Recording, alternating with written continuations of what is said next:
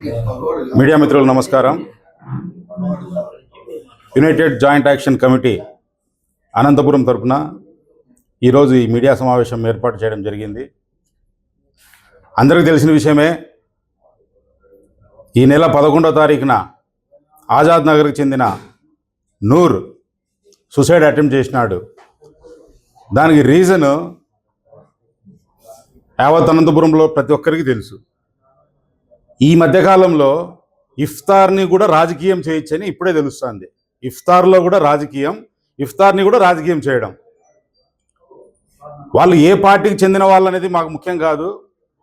మా ముస్లిం సమాజానికి సంబంధించిన నూర్ అనే అబ్బాయి సూసైడ్గా అటెంప్ట్ చేసినాడంటే అతను ఎంత మనస్తాపం చెందింటే ఆ డిసిషన్ తీసుకున్నాడనేది కూడా ఆలోచించాల్సిన అవసరం ఉంది.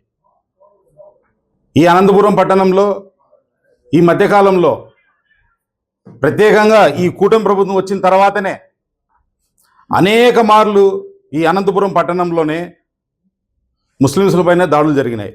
అత్యధిక జనాభా ముస్లింస్లు ఉన్న ఈ నియోజకవర్గంలో ఇట్లా జరగడము సిగ్గుచేటు. ఒకటి గమనించాలి, రాబోయే కాలంలో ఎవరైనా ముస్లింల మీద చెయ్యి ఎత్తాలన్నా, ఒక ముస్లిం మీద ఏదన్నా అటాక్ చేయాలన్నా కూడా యూజేసి ఉందనే విషయాన్ని గుర్తుపెట్టుకోవాలని చెప్పి నేను ఈ పత్రికా సమావేశం తర్వాత తెలియజేస్తున్నాను. ఆ మాట ఎందుకంటున్నానంటే, ఆ అబ్బాయి సూసైడ్ చేసుకునే అటెంప్ట్ చేసింది, బతికిపోయాడు, బాగానే ఉంది. చనిపోయింటే ఆ కుటుంబానికి ఆ లోటు ఎవరు తీర్చేవాళ్ళు? స్థానిక ఎమ్మెల్యే గారు తీర్చేవాళ్ళ, లేకుంటే స్థానికంగా ఆ పిల్లోని ఆత్మహత్యకు ప్రేరేపించిన రాయలమోదు తీర్చేవాళ్ళ? కాబట్టి మేము ఒకటే డిమాండ్ చేయదలుచుకున్నాం యూజేసి తరఫున,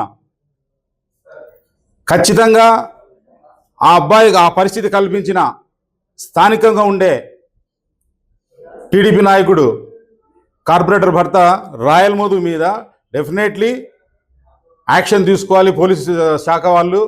మీరు ఏదో బెయిలబుల్ సెక్షన్లు పెట్టి ఏదో చేశామని కాకుండా ఇటువంటిది ఇంకోసారి అనంతపురంలో జరగకుండా ఉండాలంటే ఖచ్చితంగా కఠినమైన చర్యలు తీసుకోవాలని చెప్పి యూజేసి తరఫున మేము డిమాండ్ చేస్తున్నాము.